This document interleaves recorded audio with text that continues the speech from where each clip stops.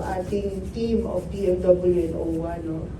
Both on-site sa Israel at dito sa sa kanilang bahay dito sa Pangasinan ay nakapag-reach out na doon sa asawa, diba, sister sa Israel, at dito naman sa Pilipinas sa kanyang ama, mga uncles ba, saka aunties, no? Mga kamag-anak niya at mga kapatid, o yung kapatid sa Qatar, yes. May kapatid siya sa Qatar, so nakapag-reach out na rin yung ating post doon.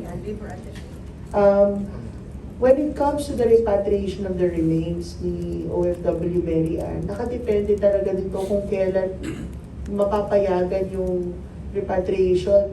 Yung question kanina sa komplikasyon, ang komplikasyon arises, sabi nga ni Yusek Feli, because sarado yung airspace sa ngayon, because ongoing pa yung nangyayaring atake. Kaya ang importante, once na maging ready, yung commitment naman, and napatunayan naman ito, Sec, no? Especially with host countries, no? Na natutulungan din naman agad-agad na maihatid dito sa kanilang pamilya yung remains ng ating mga kababayan.